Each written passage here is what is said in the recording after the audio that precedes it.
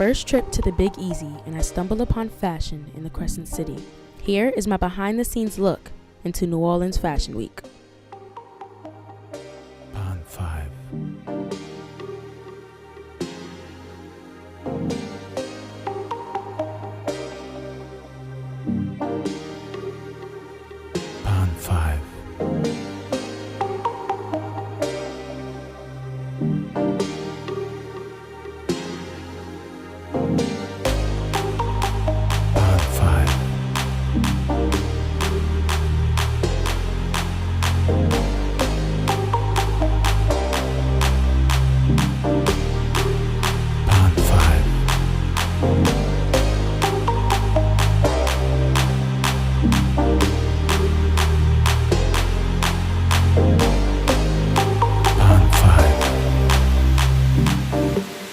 I live and breathe fashion all the time.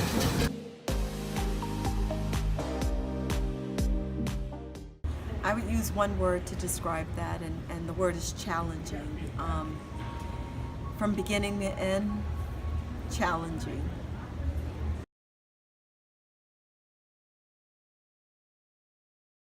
I started New Orleans Fashion Week because I was at a point in my life where I needed to reinvent myself. Hurricane Katrina had recently happened, and I built my career around fashion. As an entrepreneur, I owned a modeling agency, so most of my models and my actors were dispersed due to the storm. And after building my personal life, I needed to figure out about how I'm gonna make some money, how I'm gonna stay in business. So I told my husband, I said, you know, I think I'm gonna go to New York and get my feet back into that arena, into the fashion world in New York.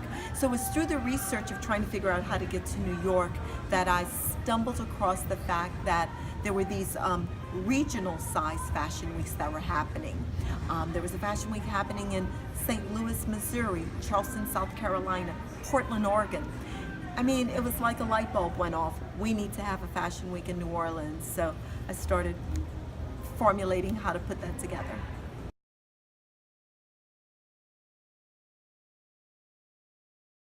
For those of us that were here, it was a life changer. It seems like it was yesterday, you know, like it. And then at the same time, it was a rebirth for the city and for many of us. Again, for me, it was a chance for me to reinvent myself. So immediately after Katrina, I actually started working in the film industry as a costumer and a designer, and which is really great work, but man, it's hard. It's like 14 to 16-hour days, and it's a whole different kind of fashion vibe. And so, you know, as the city was rebuilding itself, I was looking at the music scene coming back, and everybody's supporting like the architect structure of the city, but I realized that there was no infrastructure that was bringing a fashion scene back to the city, and so that became like my mission, my goal.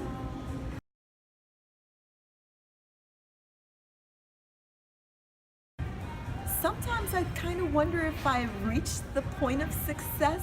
It's still a labor of love, believe it or not. When I started New Orleans Fashion Week, there were coexisting New Orleans Fashion Weeks. There were 3 different organizations that simultaneously had this idea to do a New Orleans Fashion Week. So I think what made my New Orleans Fashion Week successful is the fact that I did my homework. Like, I didn't just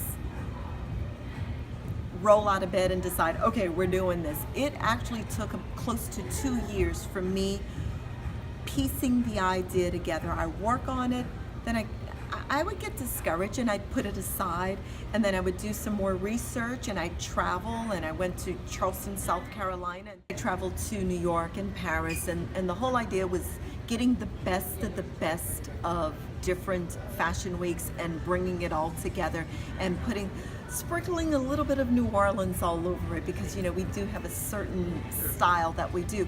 I think the other thing that helped in the success, honestly, is that I'm a one-woman band. I don't have a partner, and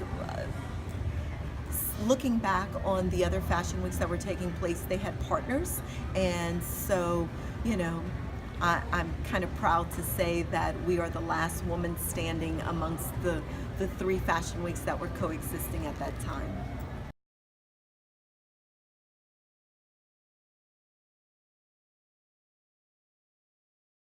I'm most proud of New Orleans Fashion Week's accomplish of making it happen and bringing all the creatives in the fashion in our southern fashion industry together. When we talk about fashion, we're not just talking about the designers. We're talking about the glam squad, the hair and makeup people that creates the look on the models. We're talking about the models. We're talking about the photographers. And so prior to New Orleans Fashion Week, everybody was kind of like underground doing their own thing. And now with this platform that we've created, that everybody come together and present their view, their vision, their creativity, it's been amazing. It's also been amazing to see what happens behind the scene. What I mean by that is that there's a lot of networking that goes on. So I'm not even aware often of what's going on, like a designer's hooking up or connecting with another designer and they're collaborating. We've gotten contact by Project Runway to ask for submissions of designers. We've had models walk in New York Fashion Week and Milan Fashion Week. So I think all that speaks to the success of New Orleans Fashion Week and just everything that I'm proud of.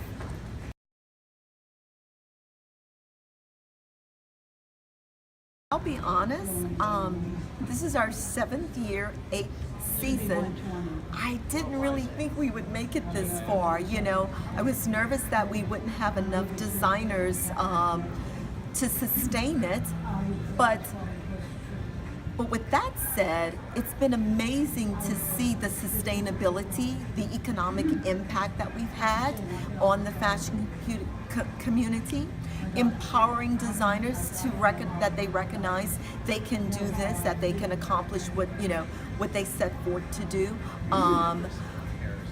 My wish is to now kind of build more of an incubator program for student designers, and to kind of build on a manufacturing side so that our southern-based designers can actually manufacture locally.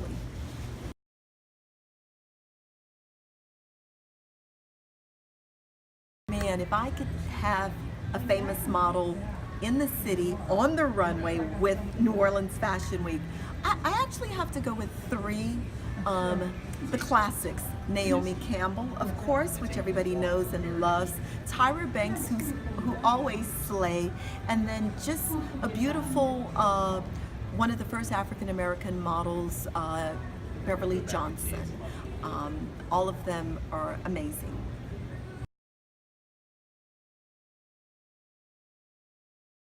"50 years from now," whereas we sit here on this interview and I'm looking at 300 for 300, New Orleans is celebrating its 300th birthday.